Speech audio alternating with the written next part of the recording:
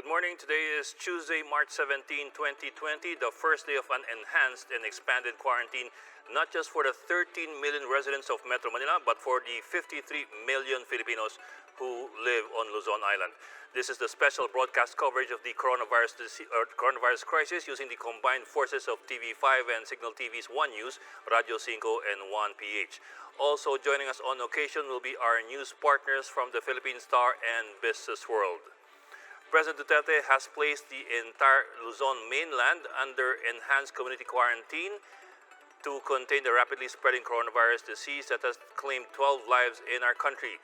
This translates to more restrictions in the movement of citizens until April 12, 2020. Unlike the absolute lockdown implemented in Wuhan, China, some establishments will be allowed to continue their operations. Everyone will stay at home, leaving their houses only to buy food, medicine, and other basic necessary for survival in the coming days. Only such establishment will provide these basic necessities and services will be open. Now, despite the heightened presence of uniformed personnel to enforce isolation procedures, the chief executive clarifies that this is not a declaration of martial law. But let me make this clear. This is not martial law. Under the Constitution, martial law is declared when there is invasion, rebellion, or public safety requires it. But the president warns that grappling or resisting police officers tasked to enforce the quarantine may amount to public disturbance, disobedience to lawful authority, or even direct assault, and will be dealt with accordingly. On the other hand, authorities who fail or who will fail to enforce tougher restrictions may be liable for dereliction of duty. The private sector was also called upon to alleviate the suffering of those whose livelihoods will be affected by the enhanced quarantine. The president asked employers to allow work-from-home arrangements and to release prorated 13-month pay to ensure that workers will have enough resources for the duration of the quarantine. Basic utility providers were also asked to extend a month-long reprieve from the collection of bill payments. But I'd like to address yung mga mayayaman. You might be able really to alleviate the situation by just understanding also the plight of the workers who are not working now and lawfully are not really in a position to demand. My countrymen, again, we discuss our most potent weapons in this war against COVID-19 are not bullets or ammunition, but our compassion and consideration for our Filipinos in the next few years. Now, in line with the imposition of an enhanced community quarantine over the entire Luzon, the following measures are in place until April 12. All mass transport systems are now suspended. These include the MRT, the LRT, and PNR lines, as well as jeepneys, buses, taxis, FX, and UV Express. Same goes for point-to-point buses, TNVS, and even motorcycle taxis. The suspension of mass transport is expected to reduce the number of people going out into the streets. Only people who are considered part of essential sectors will be allowed to go out. Foreigners are expected to depart from the Philippines within 72 hours from the start of the quarantine, otherwise they will have to stay here. Filipinos are prohibited from leaving the country, while inbound flights are for Filipino or repatriates only. Uniformed personnel on official business are exempted from travel restrictions. Malls and other retail establishments are not allowed to open shop. However, groceries, supermarkets, and pharmacies are allowed to operate. Restaurants are still also allowed to operate so long as they do not serve dine-in customers. Restaurants are therefore restricted only to preparing meals for delivery services. Only one person per household may leave their homes to buy basic necessities. That is why the use of private cars shall be allowed, although restricted. Members of the media are also exempted from travel restrictions provided that they secure a special pass from the PCOO.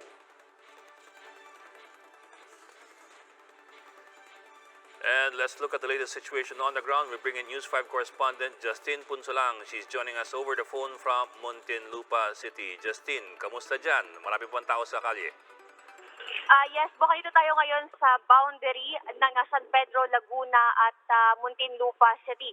At dumating tayo dito mga pasado alas 4:30 pa lamang ay mahaba na actually yung pila ng mga sasakyan at ng mga residenteng naglalakad lamang mula San Pedro patawid dito sa Muntinlupa City.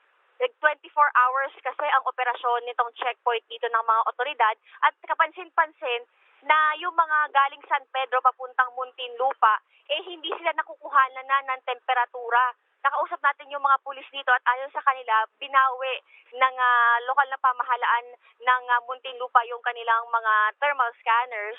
So ngayon, wala silang magamit na pang-check sa mga temperature ng mga pumupunta ng Muntinlupa.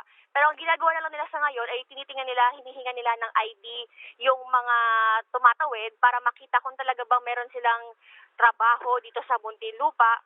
At yung mga delivery vans naman at mga truck ay hinihinga ng delivery documents bago payagang makatawid. Yung mga walang business dito sa Muntinlupa o sa iba pang bahagi ng Metro Manila hindi pinapayagang makalabas. At in fairness naman, wala na rin namang nagtatangka na tumawid kung wala rin silang gagawin dito sa Muntinlupa. Katulad ng sinabi ko kanina, may mga naglalakad lamang, no? Ito ay dahil suspendido na nga yung public utility vehicles, yung operasyon ng PUVs, katulad ng bus at ng mga jeep. Kaya naman marami sa kanila ang naglalakad na lamang. Kasi itong mga taga San Pedro, marami sa kanila, dito lang sila sa Muntinlupa nagtatrabaho. So ang ginagawa nila, lalakarin na lang nila papunta sa kanilang destinasyon. Pero meron pa ring ilan na nagbabaka sakali na mayroon silang masakyan at ang sabi nila kung wala talaga silang masasakyan wala silang choice kundi umuwi na lamang sa kanilang mga tahanan. Pero on the other side, doon naman sa pagpasok ng San Pedro mula Muntinlupa, mas efficient yung mga pulis dahil liba pa rin yung ginagamit nilang thermal scanner, so mas mabilis na nakakapasok yung mga gustong tumawid papuntang San Pedro, Laguna. Meron din mga naglalakad na lamang dahil walang masakyang mga jeep. Pero ayun, sa ngayon, patuloy pa rin yung pagdaan ng mga tao dito. Nagbabaka sakali sila na makapasok dito sa lungsod ng Muntinlupa. Bok? Okay, Justine, di ba yung idea kasi ng community quarantine, nung una Metro Manila, ngayon buong Luzon na, yung idea ng community quarantine, hindi na lumabas yung mga tao unless bahagi sila ng essential sector. For example, health sector, emergency sector, o kaya pharmacy, maybe supermarket. Pero sa mga napapansin mo dyan, sino yung mga nasa labas ngayon? Sila ba'y mga bahagi ng essential sector kung tawagin o sila yung mga pangkaraniwang mga gawa na nagbabakasakali? Halo-halo ito, Bok. Meron tayo nakita kanina ang suot niyang t-shirt may MMDA na logo. Okay. Meron tayo nakikita ngayon, mukha siyang pharmacist naman sa isang malaking drugstore. Yung mga ating nakausap kanina, karamihan sa kanila construction worker o nasa delivery services. Pero meron ding iba na naka-uniforme na may pupuntahan sila dito. So halo-halo to, Bok. Hindi to strictly yung mga pumapasok ng Muntinlupa, hindi to strictly na mga essential workers lamang. Bok? Kaya ako natanong yan kasi yung mga tindahan ngayon sarado na. Di ba, mga tindahan sarado na maliban lang sa mga supermarket at grocery at pharmacy at kung sakali ilang restaurant. Pero yung mga mall, for example, sarado na. May napansin ka ba ng mga ganong klaseng trabahador at ano yung pakikitungo sa kanila ng mga pulis? Sila ba'y pinauuwi? Bok, so far sa ating napansin kanina hanggang ngayon, lahat naman ay pinapayagang makalabas basta nga may ID sila at may proof na sila ay nagtatrabaho dito sa Metro Manila. Yung isa narinig na kausap natin sila, ang sinabi niya, although meron silang ID, kailangan pa rin nilang magpakita ng Certificate of Employment kasi posible na yung ID nila ay galing sa lumang trabaho. So kailangan nila ng updated na Certificate of Employment para talaga mapatunayan na sila ay nagtatrabaho dito sa Metro Manila. Pero gayon pa man, pinapayagang makapasok o makatawid ng border yung mga galing San Pedro papuntang Muntinlupa. So yung pagpapatupad ng quarantine hindi pa ganun kahigpit, kumbaga. Tama ba? Dito sa Muntinlupa, yes, Bok, dito sa Muntinlupa hindi ganun kahigpit. Ang napansin nating mahigpit ay doon sa ating obserbahan sa Maynila. Kasi doon tayo una nang galing, Okay. At sa Maynila, meron dong checkpoint, specifically yun nasa kanto ng Taft Avenue at Quirino Avenue, na bawal talagang pumasok ang mga pribadong sasakyan, mga pampublikong sasakyan tulad ng jeep, kahit mga motor riders, hindi pinapayagang makatawid mula Pasay papuntang Maynila. Nakausap natin yung mga otoridad doon at ang sabi nila, hindi siya talaga lockdown dahil kapag lockdown, lahat ng kahit anumang uri ng sasakyan ay bawal pumasok. Pero halimbawa, kung nagde-deliver ka, pwede ka pa rin namang pumasok sa Okay. Maynila. Okay. So, halimbawa, kung sa Maynila, ang nangyayari kung taga-Pasay ka, tatawid ka ng Maynila para makarating ng Caloocan, bawal yon. Ang gagawin sa'yo, papag-U-turnin ka sa Taft Avenue at maghahanapin ka ng alternatibong ruta para makapunta sa iyong destinasyon. At hindi lang dun sa kanto ng Taft at Quirino umiiral yung ganitong polisiya, pati daw sa Caloocan, bawal na din, at pati na rin yung sa Rojas Boulevard side naman ng Quirino Avenue. Quirino Boulevard. Okay, Justin, bahagi ng pinapatupad ng quarantine yung suspension ng lahat ng public utility vehicles. Ibig sabihin yan, bus, jeep, UV Express, tricycle, pati nga angkas tsaka grab hindi na pinapabiyahe. May napapansin ka ba o pati sila hindi na pinapayagan? Dito po kanina may nagtangkang dumaan na jeep, pero mukhang pinadaan lang siya pero wala na siyang signboard. So, ibig sabihin, bawal na siyang bumiyahe. Sa Maynila, meron doon sa Divisoria, kasi nagpunta rin tayo, yun yung nagsisilbing terminal ng Divisoria, Baclaran na mga jeep. Doon, meron tayong mga nakita, actually, na mga jeepney driver na nagsasakay pa rin ng mga pasahero. Okay. Kaya natin yung isang driver at ang sabi niya, hindi siya aware na bawal na pala talaga ang mga jeep na bumiyahe ngayon. At ang sabi niya, kung bawal daw talaga, ihahatid niya na lang yung kanyang mga sakay na pasahero at after nun, babalik na siya sa kanyang bahay at doon na lang muna mananatili gaya nga ng inirekomenda ng pamahalaan. Na sa pag-observe natin mula kaninang madaling araw, may mga panakanakang jeep, UV Express na bumabagtas ng Taft Avenue. Usually ang biyahe ay sukat hanggang Buendia o kaya sukat hanggang Loton. Meron ding mga jeep nga na Divisoria, Baclaran. Pero yung papasok ng Maynila, hindi pinapayagang makapasok. Pero yung mga jeep naman na galing Maynila papuntang Parañaque, halimbawa, ay pinapayagang makadaan ng mga otoridad. Okay. Bok, nasa Cali ka na nung isang gabi pa ata I remember kahapon nandun ka sa bandang south sa may SLEX. Sa napapansin mo, kasi nung kahapon ang Metro Manila pa yung naka-lockdown. Ibig sabihin, yung mga borders ng Metro Manila cities and town, hindi pinapayagan o at least nire-restrict yung pagpasok-labas sa mga tao. Ngayong buong Luzon na yung quarantine, ito bang mga border doon sa mga syudad sa paligid ng Metro Manila nalusaw na yung mga checkpoint o nandiyan pa rin? Meron pa ring mga checkpoint, Bok. Katulad na lamang kagabi, bago kami magkita ng aking crew, sila kasi ay galing Mandaluyong at ako naman ay nauna na sa Maynila. Hindi sila pinayagang makatawid ng Mandaluyong papuntang Maynila dun sa may Calentong area. Oh. Kahit marked vehicle ang sasakyan natin, hindi sila pinayagan. Kahit sinabi nila na media sila, magko-cover sila, hindi sila pinayagan at meron actually harang talaga sa daan at hindi sila pinadaan. Sa halip, naghanap sila ng alternatibong ruta para makarating ng Maynila. Pero anong dahilan nun? far, Justin, anong dahilan nun? Bakit naharang yung kalsada ito sa pagitan ng Mandaluyong at Manila, di ba? Yes, anong yes. dahilan nun? At sino nagharang? Anong syudad ang humarang? ang sabi daw sa kanila ng mga humarang sa kanilang pulis, dahil nga daw ini-implement nila yung lockdown. Hindi talaga lockdown. Mali kasing sabihin lockdown dahil hindi naman yun yung deklarasyon din ng Pangulo. At ang sabi lang, ini-implement na nila talaga na mas mahigpit yung enhanced community quarantine para malimitahan yung mga pumapasok at lumalabas ng bawat lungsod. Yun din naman din yung sinabi kagabi ni Mayor Isko Moreno dahil nag-ikot siya at lahat ng nadadaanan niyang tao, sinisita niya, pinauuwi sa kanilang mga bahay, kahit mga pedicab drivers, pinauuwi at sinasabihan na wag na kayong lumabas dahil nga merong enhanced community lockdown.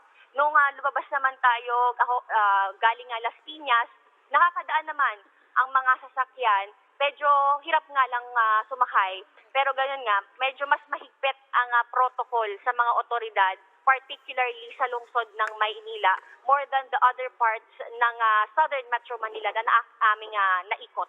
sa magdamag. Bok, since nagko-cover ka na ng quarantine since yesterday, i-compare mo yung dami ng tao kahapon at ngayong araw na ito na dapat mas mahigpit yung pagpapatupad ng lockdown o ng quarantine. Mas kaunti ba ngayon ng mga tao kumpara sa kahapon o pareho lang? Bok, comparing yesterday at today, lalo na dito sa border nga ng San Pedro at ng Muntinlupa, mas kaunti na yung tao. Kahapon kasi dito sa border na to, ang daming tao naghihintay ng masasakyan. Sa ngayon, may mga naglalakad pero wala nang kumpol ng mga taong dumadaan dito o nag-aantay ng masasakyan. Sa lahat sila, dumadaan lang diretso sa kanilang gustong puntahan. Kahapon, talaga nag-a-attempt sila na may masakyan. Tapos dumaan tayo sa Pasay at kapansin-pansin, wala halos sa sasakyan na dumadaan doon. Pwede ka nga makapagpatin pero kung tutuusin sa mga lansangan kanina hanggang ngayon dahil maluwag, wala halos gustong lumabas sa kanilang bahay, kahit pribadong sasakyan.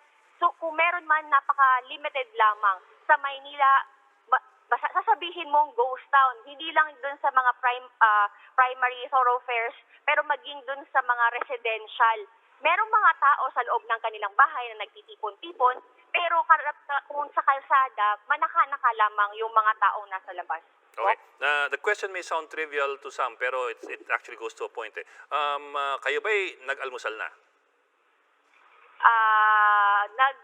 In a way, Bo. In a way. Hindi. Kaya ako naitanong yan dahil kasama sa direktiba ng gobyerno, yung mga restaurants, na I suppose kasama din yung mga karinderya, hindi na pwedeng kainan. Pwede na lamang sila maghanda ng pagkain na ipapadeliver o siguro iti-take out. Sa inyong pag-iikot o sa inyong pag-aalmusal o kung ano man, at yung mga, siyempre, yung mga tao dapat by this time kumakain ng almusal kung nasa labas sila. Napapansin mo ba kung bukas yung mga establishmento, bukas pa yung mga karinderya, yung mga sari-sari store? Kasi ang sasabi ng gobyerno ngayon na beginning 12 midnight kanina, ang maaari na lamang magbukas ng mga establishmento ay yung grocery, supermarket, mga pharmacy, at kung sakali, mga restaurants na naghahanda lamang ng pang-delivery o take-out. Bo, kanina sa Maynila, ang mga kadalasan sa ating mga dadaanan na bukas ay yung mga convenience stores. Yung 24 hours talagang bukas. Merong pailan-ilan na mga fast food chains na bukas at yung ating kasamang cameraman na si Kuya Vlad, siya bumili siya ng pagkain doon at hindi siya pinayagang makapasok. Kasi kadalasan ngayon yung mga fast food, meron na silang take-out counter at doon na lang siya pwedeng bumili at bawal mag-dine-in. Kasi kadalasan nga, convenience stores ang bukas. Tapos nung bumili tayo ng pagkain, kinausap ko rin yung mga nagtitinda doon sa convenience stores. So, tinanong ko sila, kumusta ang benta? Dahil nga may curfew, may community quarantine. At sabi nila, may bumibili pero paisa-isa na lang. At ang iniisip nga nila ngayon, posibleng baka pati sila ay isara na rin dahil nga, syempre lugi yon sa negosyo. Dahil yung wala sa kanilang bumibili pero patuloy ang kanilang operasyon at minimum of 2 sales clerk dapat ang nandun sa kanilang tindahan. So far, yung mga establishmento, lalo na dito sa Muntinlupa, yung pinaka-sentro, yung pinaka-bayan ng Muntinlupa, wala tayong nakikitang mga karinderya, wala tayong nakikitang mga sari-sari stores na bukas. Bok? Okay, siguro Bok, last question na lang. Kasi suspended nga yung mass transport system. So yung mga tao ba may nasasakyan? Sila ba nakakabiyahe sa pupunta nila o kailangan maglakad? Are there a lot of people stranded now in the streets? Alam mo, Bok, maswerte sa ngayong mga panahong ito yung mga trabahador na mayroong motor at mayroong pribadong sasakyan. Kasi sila, kapag may ID ka, pwede ka na lang makatawid sa mga borders. Pero itong mga magagawa, ang choice kundi maglakad. Na mga jeep dito na tumatawid mula San Pedro papuntang Muntinlupa, siguro sa span ng ating panayam ngayon, sa ating pag-uusap, mga 3 pa lamang yun dumadaan na mga jeep na may sakay na mga pasahero. Pero the rest, naglalakad yung mga manggagawa at yung iba, minabutan na mag-bike na lamang dahil wala talaga silang masasakyan papunta sa kanilang mga trabaho. Bok? Okay, Justin Punsalang reporting live on the phone from Muntinlupa City. Maraming salamat, Justin. And Senator Zubiri tested positive for the new coronavirus. He's the highest official in the Philippines to have contracted COVID-19. Taking to social media, the lawmaker said that he is asymptomatic, meaning he has no fever or cough or any headache or any of the symptoms associated with the coronavirus disease. The senator is perplexed or confused as to how he was infected. He said he had practiced social distancing as well as the no handshake policy. The senator will have to stay in isolation for 10 more days until he tests negative for the virus. Now, incidentally, Senator Zubiri was not part of the Senate hearing where one of the resource persons was tested positive for the COVID-19, which is why it is not clear yet where the senator contracted this disease. That is the latest on the enhanced and expanded community quarantine in Luzon. For more updates, follow News 5, The Philippine Star, and Business World Online. I'm Ed Lingao. We are One News.